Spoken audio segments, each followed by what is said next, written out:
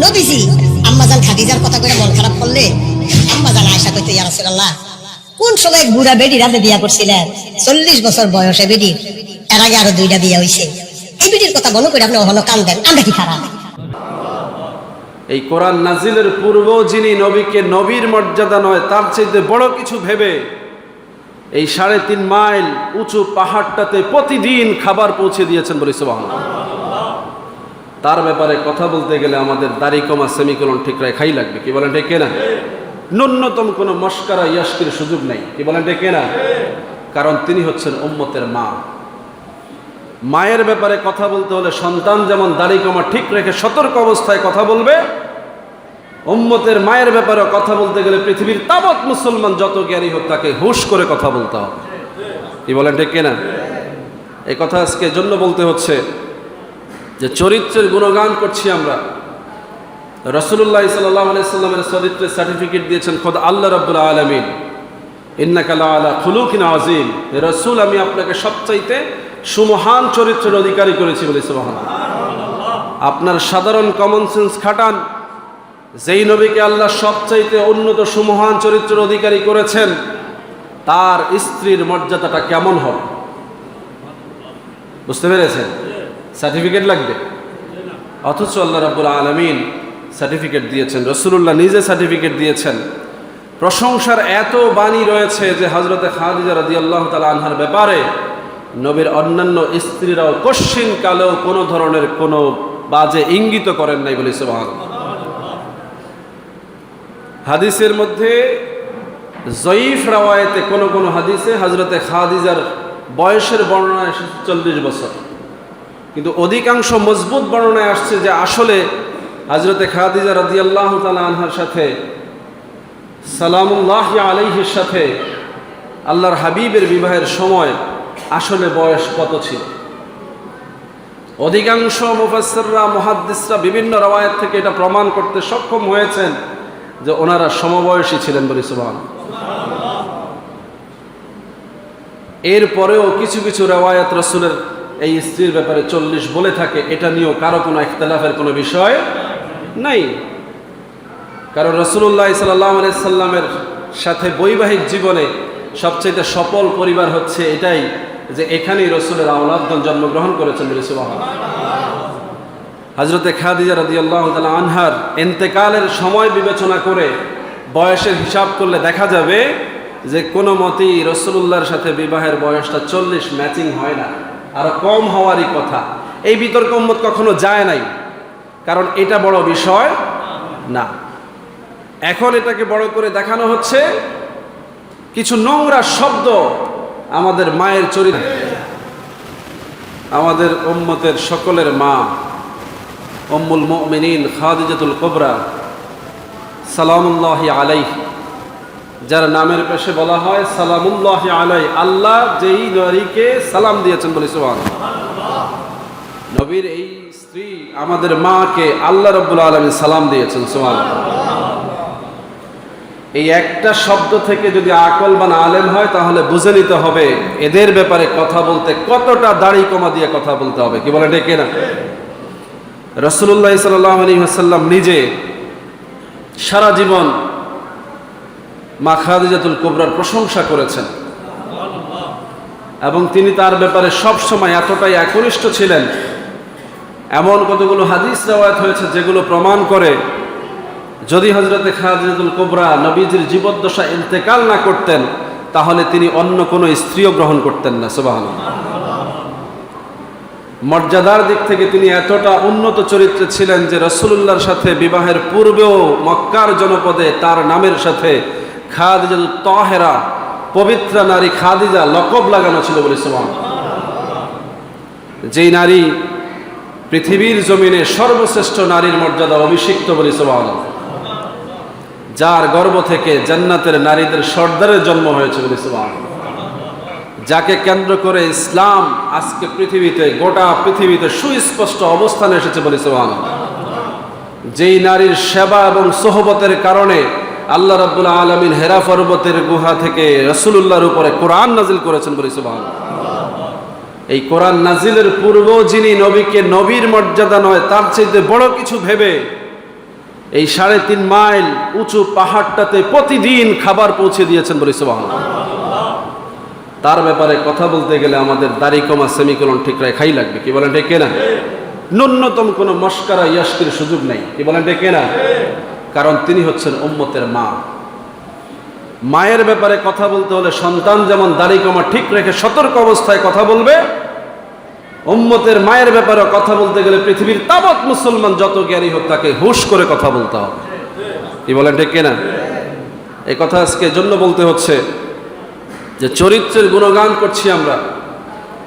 রাসূলুল্লাহ সাল্লাল্লাহু আলাইহি সাল্লামের চরিত্রের সার্টিফিকেট দিয়েছেন খোদ আল্লাহ রাব্বুল আলামিন, ইন্নাকা লাআলা খুলুকিন আযীম। হে রাসূল, আমি আপনাকে সবচাইতে সুমহান চরিত্রের অধিকারী করেছি বলে সুবহানাল্লাহ। আপনার সাধারণ কমন সেন্স খাটান, যেই নবীকে আল্লাহ সবচাইতে উন্নত সুমহান চরিত্রের অধিকারী করেছেন তার স্ত্রীর মর্যাদাটা কেমন হবে বুঝতে পেরেছেন? সার্টিফিকেট লাগবে, অথচ আল্লাহ রাব্বুল আলামিন সার্টিফিকেট দিয়েছেন, রাসূলুল্লাহ নিজে সার্টিফিকেট দিয়েছেন। প্রশংসার এত বাণী রয়েছে যে হযরতে খাদিজা রাদিয়াল্লাহু তাআলা আনহার ব্যাপারে নবীর অন্যান্য স্ত্রীরাও কশ্চিন কালেও কোনো ধরনের কোনো বাজে ইঙ্গিত করেন নাই বলে সুবহানাল্লাহ। হাদিসের মধ্যে জয়ীফ রাওয়ায়াতে কোন হাদিসে হযরতে খাদিজার বয়সের বর্ণনা এসেছে 40 বছর, কিন্তু অধিকাংশ মজবুত বর্ণনায় আসছে যে আসলে হযরতে খাদিজা রাদিয়াল্লাহু তাআলা আনহার সাথে সালামুল্লাহি আলাইহির সাথে আল্লাহর হাবিবের বিবাহের সময় আসলে বয়স কত ছিল। অধিকাংশ মুফাসসিররা মুহাদ্দিসরা বিভিন্ন রাওয়ায়াত থেকে এটা প্রমাণ করতে সক্ষম হয়েছেন যে ওনারা সমবয়সী ছিলেন বলি সুবহানাল্লাহ। এরপরেও কিছু কিছু রাওয়ায়াত রাসূলের এই স্ত্রীর ব্যাপারে 40 বলে থাকে, এটা নিয়েও কারো কোনো ইখতিলাফের কোনো বিষয় নাই। কারণ রাসূলুল্লাহ সাল্লাল্লাহু আলাইহি সাল্লামের সাথে বৈবাহিক জীবনে সবচেয়ে সফল পরিবার হচ্ছে এটাই যে এখানেই রাসূলের আওলাদগণ জন্মগ্রহণ করেছেন বলে সুবহানাল্লাহ।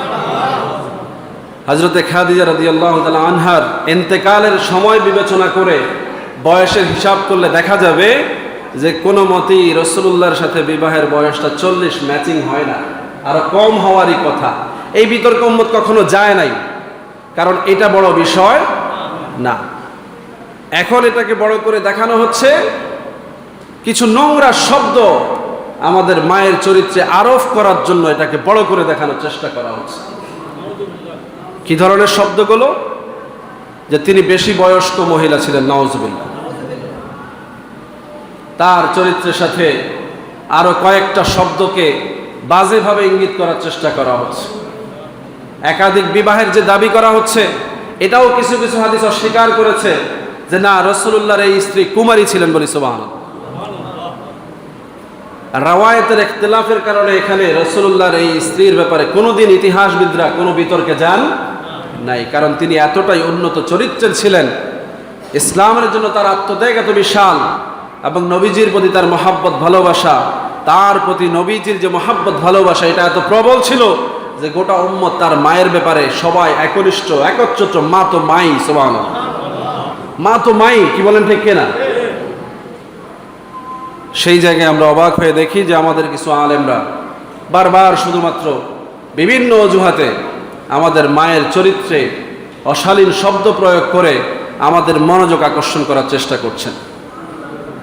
আমরা সেই সকল মুরব্বীদেরকে খুব বিনয়ের সহিত বলতে চাই, আপনার এলমি যোগ্যতাকে আপনি স্থগিত রেখে আবার কিতাবের মধ্যে ঢুকে পড়েন, পুনরায় পড়াশোনা করে আবার ময়দানে আসেন। আপনার দাওয়াতের দ্বারা এ জাতি হেদায়েত তো হবেই না, বরং গোটা জাতি বিভ্রান্ত হয়ে ঈমানহারা হওয়ার বাই চান্স রয়েছে।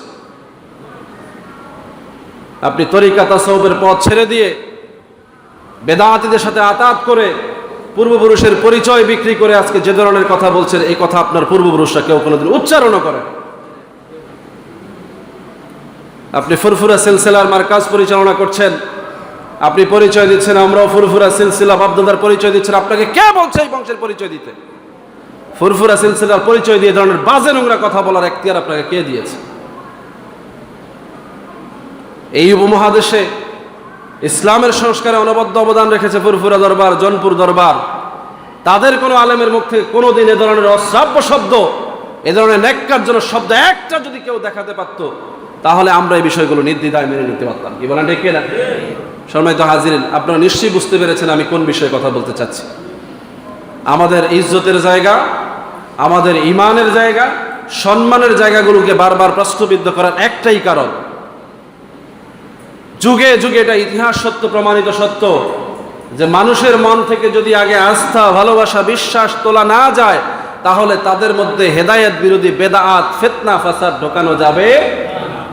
এই ষড়যন্ত্র চলছে এখন। উম্মতের মন থেকে খালি নবীর প্রতি, নবীর আওলাদদের প্রতি, নবীর আহলে বায়তের প্রতি বিষোদ্গার করে করে ওই জায়গাগুলোকে কলঙ্কিত করে ইসলামের মধ্যে ফিতনা ঢুকানোর পায়তারা চলছে। বলি নাউজুবিল্লাহ। এ ব্যাপারে আমাদেরকে খুব হুঁশিয়ার হতে হবে। ইমানের এই সূক্ষ্ম জায়গাটা ছেড়ে দেওয়ার কোনো সুযোগ নাই, কারণ আল্লাহ রাব্বুল আলামিন কোরআন দিয়ে সাবেত করে দিয়েছেন যে নবীর স্ত্রীরা উম্মতের মা। সুবহানাল্লাহ বলবেন না? নবীর স্ত্রীরা প্রত্যেকে উম্মতের মা। সুতরাং উম্মতের মায়ের ব্যাপারে জবান দিয়ে যা তা কথা বলা যাবে, মস্করা তো দূরে থাক, তাদের ব্যাপারে তাজিমের এত বেশি শব্দ প্রয়োগ করতে হবে যে শুধু নাম ধরে উচ্চারণ করাও যাবে না, যেহেতু তাদেরকে আল্লাহ রাব্বুল আলামিন সম্মানিত করেছেন। এবং হযরতে খাদিজা রাদিয়াল্লাহু তাআলা আনহা, হযরতে খাদিজাতুল কুবরা সালামুল্লাহি আলাইহি, এটা বলা হয় না নামের সাথে, কারণ আল্লাহ রাব্বুল আলামিন তাকে নিজে সালাম দিয়েছেন। বলি সুবহানাল্লাহ। সেই জায়গায় আমরা দেখেছি যে মুরতাদেরা, বিভিন্ন ধর্মের কমিউনিস্টপন্থীরা, ইসলাম বিরোধীরা নবীর চরিত্রে কলঙ্ক আরোপ করবার জন্য নবীর বৈবাহিক জীবন নিয়ে নানা প্রশ্ন তোলে। কি বলেন, ঠিক কিনা? এটা হচ্ছে ইসলাম বিরোধীদের কর্মকাণ্ড। নবীর স্ত্রীদের ব্যাপারে তাদের নানা মন্তব্য আমরা শুনি, এটা ইসলাম বিরোধীদের কর্মকাণ্ড। ইসলামের নবীকে কলঙ্কিত করবার জন্য তার পরিবারের লোকদেরকে ভিন্নভাবে মূল্যায়ন করে তারা ইসলামের দিক থেকে, নবীর দিক থেকে আমাদের নজর ফেরানোর জন্য চেষ্টা করে। সেই ধারায় যদি আমাদের আলেমরা যোগ দেয়, তাহলে বুঝতে হবে এরাও ওই ঘরানার লোক। কি বলেন, ঠিক এরা? যেই সুরে মুরতাদরা কথা বলে, যেই সুরে কাফেররা কথা বলে, যেই সুরে ইহুদিরা কথা বলে, যেই সুরে সমাজের মধ্যে কমিউনিস্টরা কথা বলে, জায়নিস্টরা কথা বলে, সেই একই শব্দ চয়ন যদি কোনো আলেম করে, সেও ঈমান হারা হয়ে যাবে। এই জন্য আমাদেরকে হুঁশিয়ার হতে হবে। আমরাও আমাদের তমিজ, ধারণা অনেক উঁচু পর্যায়ে রাখতে হবে। কি বলেন, ঠিক কিনা? আল্লাহ রাব্বুল আলামিন চরিত্রের ব্যাপারে বলেছেন, হযরতে খাদিজাতুল কুবরা রাদিয়াল্লাহু তাআলা আনহা সালামুল্লাহি আলাইহি, ওনার চরিত্রের সার্টিফিকেট ছিল তিনি তাহেরা, খাদিজা তাহেরা, তিনি পবিত্র নারী। পৃথিবীতে একজন লকবদারী নারী যার নামের সাথে যুক্তই আছে, তিনি পবিত্র নারী। বলি সুবহানাল্লাহ। সেই নারীর চরিত্র যদি উন্নত না হতো, তাহলে এত কথা আল্লাহ কোরআনে দান করতেন না। কি বলেন, ঠিক কিনা? যেই নবী খুলুকুনে আজিম, সেই নবীর স্ত্রী নয়, আমাদের মা খুলুকুনে আজিম ছিলেন। বলি সুবহানাল্লাহ। কার সাথে কার সম্মেলন হতে হবে, এইটুকু তমিজ তো আমাদের থাকা দরকার। কি বলেন, ঠিক না? ভাইয়েরা আমার, আল্লাহ রাব্বুল আলামিন এই প্রসঙ্গে কোরআনে অনেকগুলো আয়াত নাজিল করেছেন। চরিত্রের ব্যাপারে রাসূলুল্লাহ সাল্লাল্লাহু আলাইহি ওয়াসাল্লাম অনেকগুলো হাদিস বর্ণনা করেছেন। দীর্ঘ সময়ের আলোচনায় এটা সুস্পষ্ট করা সম্ভব যে যখনই কোনো মুমিন চরিত্রের দিক থেকে উন্নত হবে, তাকে শ্রদ্ধা, সম্মান করা, তার প্রতি তমিজ রাখা, তার প্রতি সব ধরনের ভালোবাসা প্রদর্শন করাই উম্মার দায়িত্ব। কথা বুঝতেছেন কিনা? আজকাল তো সাহাবীদেরকে নিয়ে বিষোদ্গার করা হচ্ছে।